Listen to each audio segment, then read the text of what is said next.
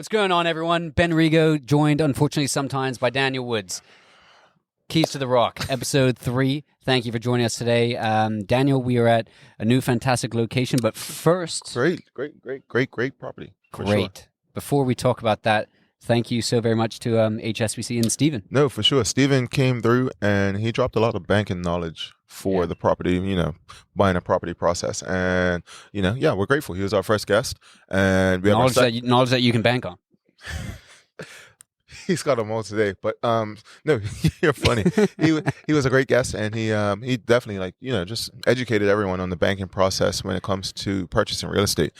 So very grateful for that. Thanks to Stephen, thanks to HSBC, and today we guys actually have a great guest himself. And very excited. I've been excited for this episode for quite some time. I know, because it's one of those things, right? So today we have Cam Smith from Greenlight Energy, and what he's going to be doing is basically giving us the rundown on everything to do with the sustainable solar panels, and he's going to be filling us in on how they benefit, and just giving us the basics, ins and outs about them. And it's one of those things where when I go and visit properties doing appraisals and whatnot, it's one of those things where we're looking and we're like, oh, okay, and you talk to different people and you get the feedback from the client. So it's going to be interesting to hear sort of the other standpoint from Cameron's side. So I'm really excited for that. And there's so many misconceptions about solar and green energy, like what is green living, but this is a massive movement worldwide. Mm-hmm. But also I think that they don't just do solar. I think they have other products and things. So we're going to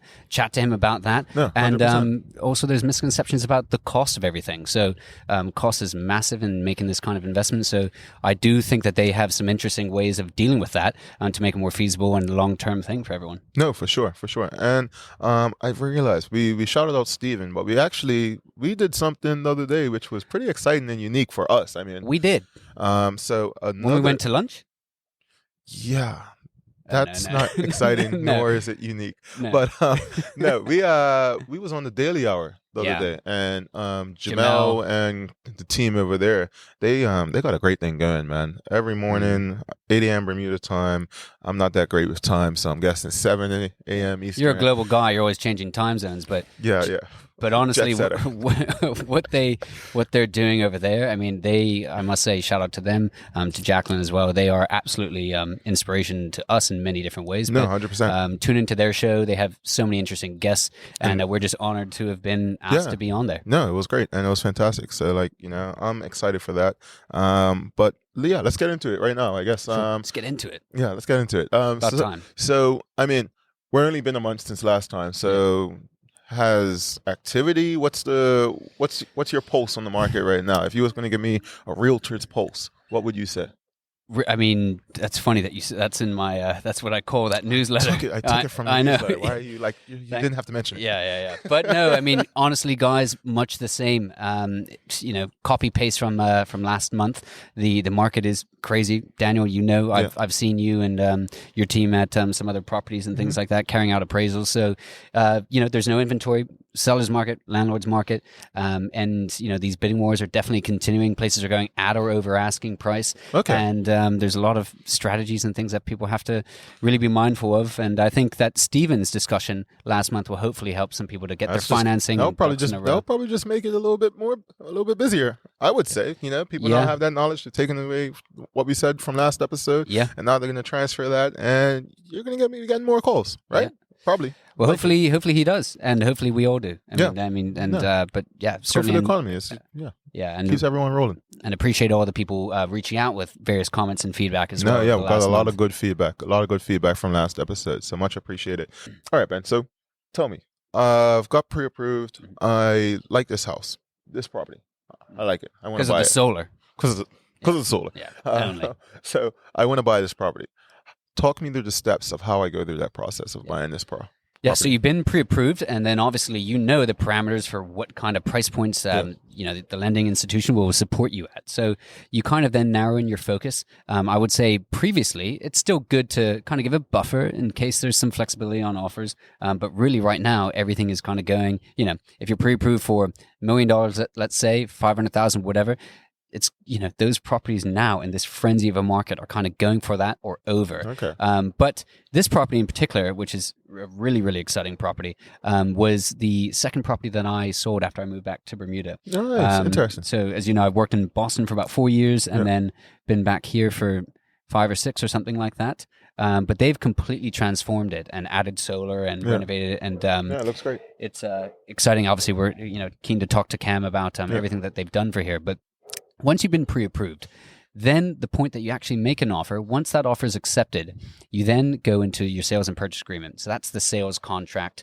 And depending on the company, sometimes the lawyers will draft that up. Our company will actually draft it up, which saves some billable hours, and we get it done that day. It's out to the lawyers. The buyer and seller, you'll both have your own lawyer.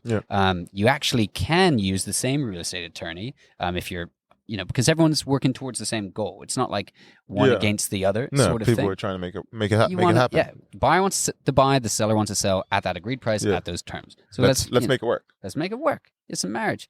But anyway, so anyway, you have that contract. Sometimes it can be a day until it's signed. That has happened. Yeah. Often it's weeks, sometimes months. Yeah, chasing people down and Following dealing with up. So many moving parts. Conditions and delays with certain, surveyors and things like that. But anyway, you eventually get there. Surveyors. Well, in this market, I must say though, you guys are so busy. Yeah, a lot of people's busy. The structural surveyors, if that's a condition, they're incredibly busy. So you try to book, boundary surveyors, they're so busy. Yeah. Sometimes you're 3 weeks out even from having that sorted. So okay. Yeah, and with those conditions, in a contract, in your SPA, you will have deadlines on them, right? So you'll put, maybe 15 business days or something like that. It is very important to try to stick to those deadlines. If the condition was only satisfied, or if you're only able to get the appraisal done after that deadline, let's say, you can still proceed with the sale. You just have to have the the understanding and the acceptance of that from the seller. Some things are out of our control as buyers. So things do get overrun at times. But as long as everyone's okay with that, they're still keen to proceed. But it is a way that the deal can be null and void. So once all of that's done, of course, when you've signed it as well, you have to pay your 10% deposit. That's usually held in escrow by either the seller's attorney or our company, since we draft up the SPA, often will hold that until closing as well. Nice. Okay. All right. Well, that's exciting stuff. Yeah. And that's half of the process, right? That's the thing, right? It's so much, many layers to it, right? We've got, we're trying to do this once a month, right? So we'll have someone, we'll bring on a property lawyer, or we'll bring on a bunch of different, maybe even different real estate agents and stuff like that. Sure. And we can really chit chat on it. But Daniel, I think, something very exciting, and certainly want to congratulate you on is you're making some big moves and some future steps. I don't really know too much about it, but man of mystery. But anyway, congratulations on what I think is going to be an exciting transition for you as well. Much appreciated, man. Means a lot coming from you, my guy. Yeah. So give thanks. Sure, give thanks. All right. So we're going to have Cam on in a few. So, but I think there was something that I just wanted to point out, because it was one of the questions that I sort of get a lot, is, how do I get involved in real estate?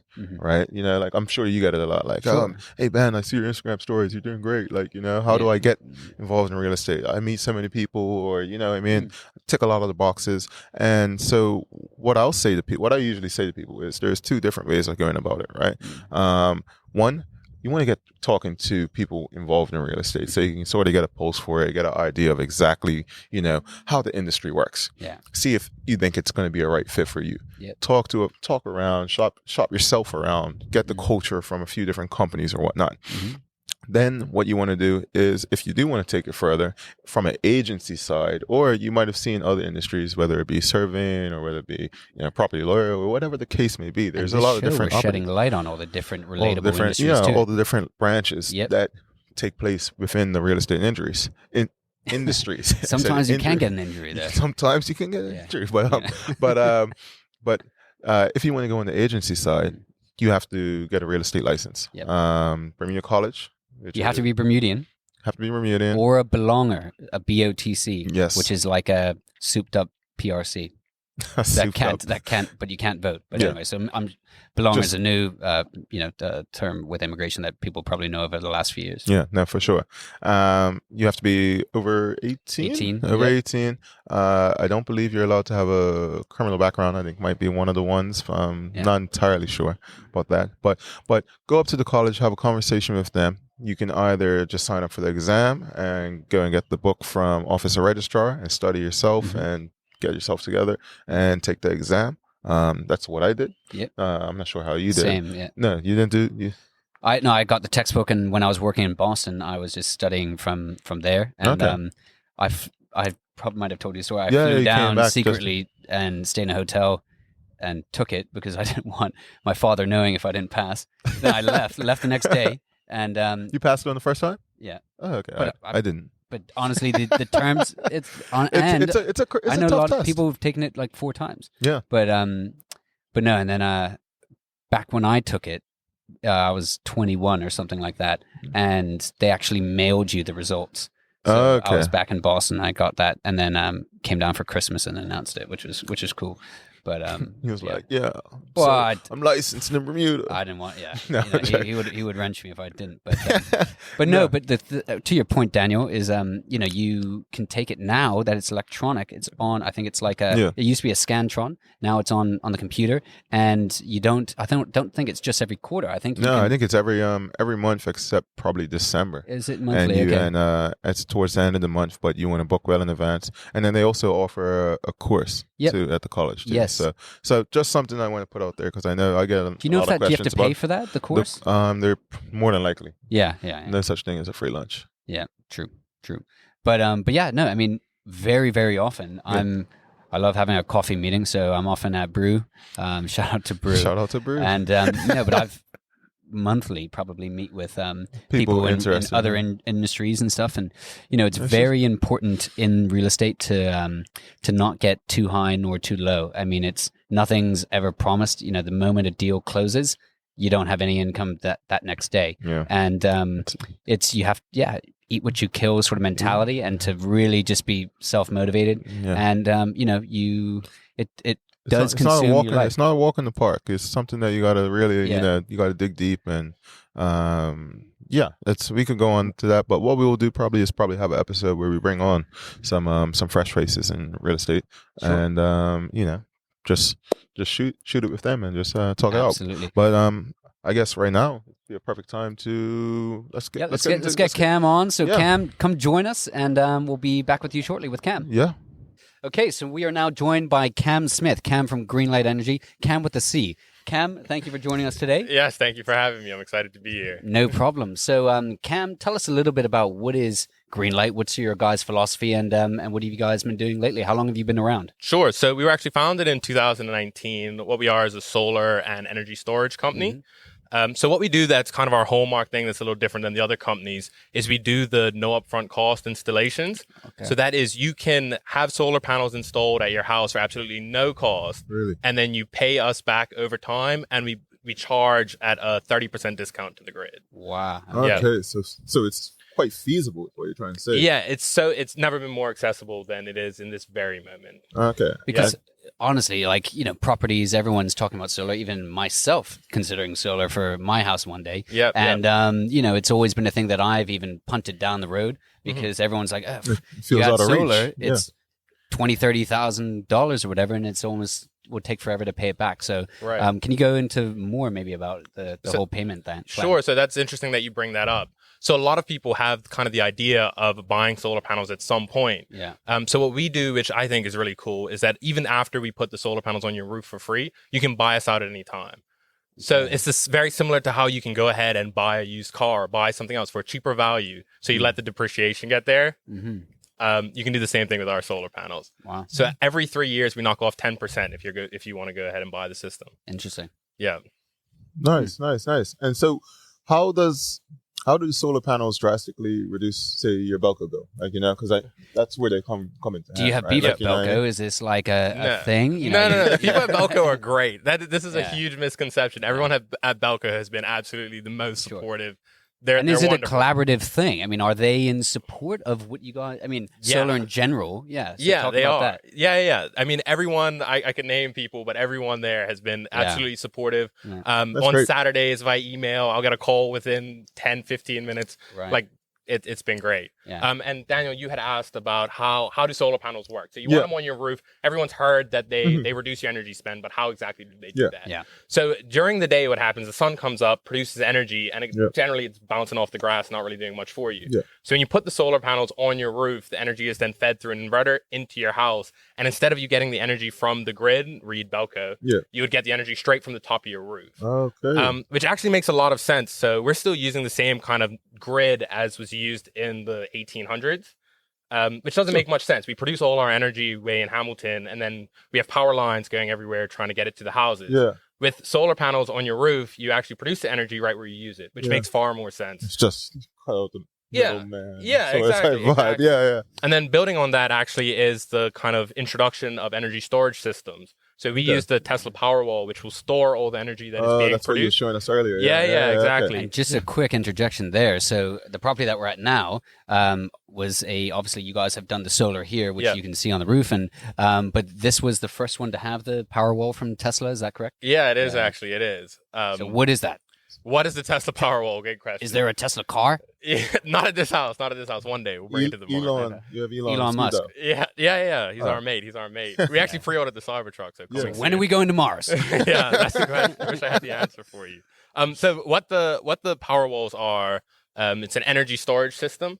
So if you can imagine the energy usage of your house, during the day, say high noon when there's the most sun, no one's home, no one's using energy, no one's washing clothes, no one's has the dishwasher running, right? Yeah. So which is kind of an issue for the solar industry, which is producing the most energy during the middle of the day when no one's there. Yeah. So what the power walls do is allow you to store that energy. So when you're getting that huge kind of production in the middle of the day, you just store it downstairs in your basement, like the power walls. You're filling up a gas tank and then come back to it and use it as you need. Exactly. And so does that even come in handy? Say, I guess this is a offhand question, but like, say a hurricane or people lose power. Yeah. Can you tap into? I mean, I'm sure that's probably an option, right? Yeah, it absolutely is. Yeah. So that's actually a great point. So when you have a hurricane and you just have solar panels without energy storage systems, the solar panels actually go down, so you will still lose power. Oh, okay. So if you have the Tesla batteries, however, you will not black out again. Okay. So do generators, do they run on solar? Is that possible? And just in your thoughts, Daniel, on hurricanes and things like that? So no, generators do not run on solar yet. Yeah, maybe one day. Maybe one day. That's Elon's working on it, right? Okay, I'm sure he is. He's working on it. But there are distinct advantages to having a Tesla Powerwall over having a generator. One is that there's no moving parts, right? So Bermuda has a very corrosive environment. Yeah. So with moving parts, it's just prone to failure. There's just so many points of failure in a generator. Yeah. So that's one of the huge... like with the salt spray and everything like that. Yeah, exactly. Like it's just like you're setting yourself up. Right. On a house like this, you had a generator, it's going to last 10 years, and you're going to use it 3 times. It's just not, it doesn't make sense. Good point. The thing is, with this house, of course, we're on the South Shore, beachfront. Obviously, we're elevated from the beach, but absolutely in a storm, you're going to get a lot of salt spray. Yeah. But I have heard that certainly you want to be south-facing to have the best solar panels. So it's almost counterintuitive. That's the best place to be, but also where you're going to have the most corrosion as well. Yeah. Well, luckily, our solar panels have the highest salt corrosion resistance that you can actually get. Okay. The bolts and everything that we use that's on the roof there is marine-grade stainless steel. So that's 316-grade stainless steel. You could put it in the Dead Sea and it wouldn't rust. And it's very and sturdy. Like, so, like, how many of these come off during hurricanes? Or is we're talking Fabian. Yeah, we're at 0. No solar panel has ever came off in a hurricane. We have one of our clients who their roof came off, the slate came off in the hurricane, and the solar panel stayed on. So they are part of the roof. So if it does come off in a storm or any other sort of damage, do you guys replace them, or what's the situation with that? So we ask that all our clients have the solar panels insured. I think that's just kind of good practice. Anything sub $5,000 of damage, we actually come in and fix if you're on our no upfront cost. Interesting. Yeah. Okay. So you guys got a pretty great package from the sounds of it. And it seems like there isn't barriers to entry. Like, because when I go around to people's properties and stuff like that, you always see solar panels and you're like, like we've always just looked at it as like, it's something to consider, but it's just like that cost and stuff like that. But also the feeling and the perception of solar panels. We were talking about this off camera earlier, that I find that there's so many people who actually don't like the look. However, I love the look. If I see, whether it's a house for sale or even just a house in general, if I drive by and I see that there's solar panels, to me, automatically I think that house might be renovated. That house cares about the environment, cares about their own electricity bills and everything like that. And it actually severely impacts the value, I think, and just the longevity of the asset. Really? Big time. I mean, I think it's cool. Yeah. I think there's a big, there's a few different companies similar to you guys, and but it's only been over the last handful of years. Yes. So the technology is changing so much, but it's becoming cool. I think for old generations. I think our generation certainly understands it. Well, I mean, and people see the cost of living in Bermuda generally, right? So that's where our first question was. It's like about the feasibility of it. Yep. Cost of living in Bermuda is expensive, right? I mean, the Belco bill that's our biggest bill, property. probably. Yeah, any property. Over your phone bill, everything. So if you can get that down to, whereas, I mean, there's ways, from my understanding, there's ways where people are basically essentially get paid. Yeah. Selling it back. Yeah, they're selling it back to Belco, right? Yeah, with the power that they're supplying. Sure. So building on that, if you were to buy a solar system from us outright, any energy and you didn't have a Tesla Powerwall, any energy that you don't use but that is produced by the solar panel, it's sold back to Belco at a pretty good rate of 22 cents, 22.65 cents. Are you sure it's 22.65 or 22? I heard it was 6.4. 0.66. It's 22.65. Okay. All right. Fact check. Fact check. Ali fact check. Ali's going to fact check that. Okay, so that's great. Yeah. And then, so I guess my next question, because Ben says he finds him attractive. Me and Ben have different tastes. You see how we're dressed today. Well, building on what Ben was saying, though, it does stand for something now. When you go to a nice house like this right on South Shore. It says green. Like, it says green. It says you stand for something. And my business partner, Kenny, always says that. He's like, when you see solar panels, what you're saying to the people who see your house is that you stand for something and you care about something bigger than yourself. And I think that's absolutely true. Woo! Kenny. Respect to Kenny. Respect to Kenny. That's a good point. And your other partners, though, because you guys, to my knowledge, all of you are under 30. Yeah. And it's 5. I think, as you said, you might have 9 of you at the company now. Yeah. But the founders, I know your brother Chris is involved as well. Yeah. And for young Bermudians to be that entrepreneurial and to be so successful, so quickly is amazing. Yeah, thank you. It doesn't feel like it's been quick. It's been lots of late nights and early mornings and weekends in the office. That's the side that they don't see.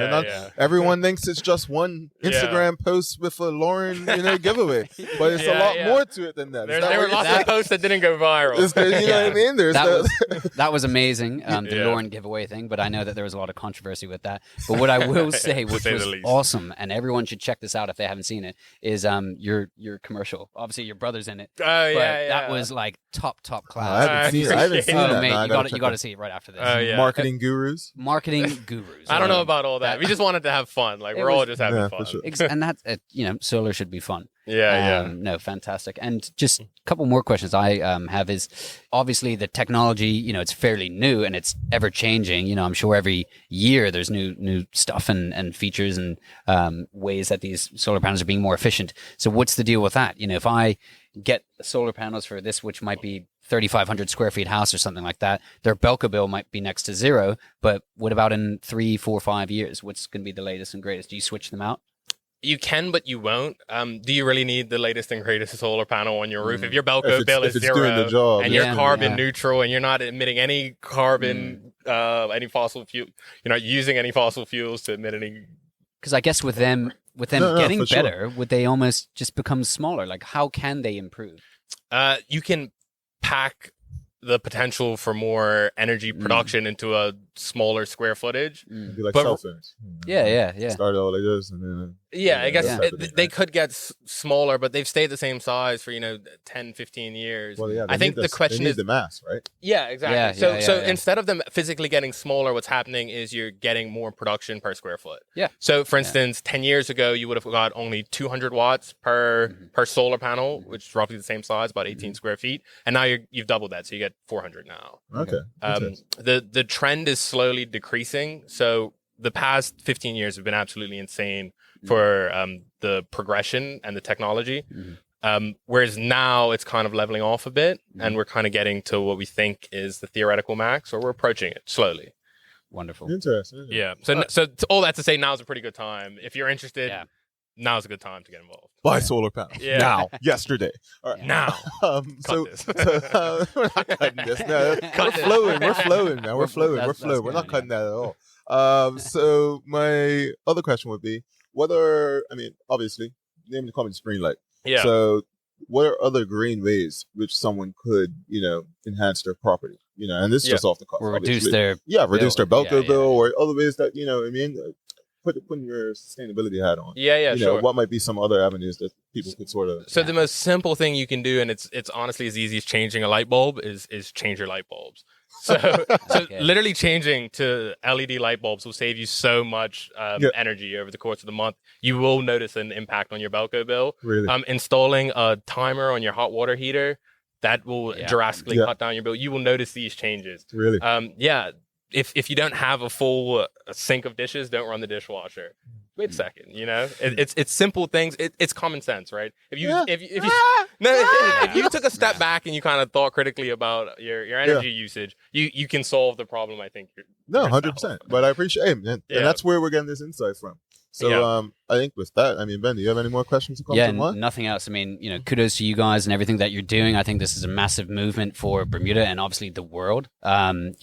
Gosh, we'll be talking about seeing wind turbines out there maybe one day, but that's a separate conversation. Maybe one day. I don't think it's going to happen soon. But good for you guys, and really appreciate you being on. And thank you for having me. And reach out to Cam, guys. We'll have his details, and if you have any more questions, where are his details? I think this is what we do. Where are his details going to be? Sometimes I think they're going to be like right here. Yeah, shout out Amir. But shout out Amir. but no, fantastic shout out to Greenlight Energy, and cheers to the future with more success for you guys. Yeah, cool. Thank you so much. Last question. Sorry, I'm not trying to get the last word, Ben. Yeah, you are. Are you? Are you doing another social media contest? People want to know. We've actually been thinking about what we give away. Different hotel now. St. Regis is open. So what we're doing right now is a cool giveaway because everyone wants the Tesla Powerwalls. We've noticed, but they cost something. So what we're doing, anyone who signs up for a solar installation with us, they're getting entered into a draw to win a free Tesla Powerwall that will pay for the installation, we'll pay for everything. I don't know if that's got the same appeal as I'm trying to have a forever. I'm trying to have a staycation. I'm trying to have a staycation. Right? Maybe. All right. Well, thanks for joining us. Thanks for joining us, Cam. Cool. Have a good one, and much appreciated as always, man. All right. I got the last word. Thanks. Appreciate it, guys. All right, everyone. So I'd first like to certainly thank Greenlight Energy. So thank you to Cam for joining us, Cam Smith. Big up Cam and the team. The whole team there. It's certainly a growing team in what is absolutely a growing industry. So, Daniel, I think it's about that time. Keys to the episode. To the rock. No. All right. You got me Refill? going. Refill? No, I'm joking. All right. But keys to the episode. What's your takeaway? Key I would probably have to say is that you don't have to get overwhelmed with what you're going to do to be energy efficient and to reduce your Belco bill and your footprint on the world, right? So it can be everything as small as changing your light bulb, it's LED, becoming more efficient in that sense. Well said, man. What about you, Sidekick? Jeez, Sidekick. Wow. Mike Key. He said sidekick. Sorry. That's what about you, Goose? All right, Maverick. So solar panels are feasible, all right?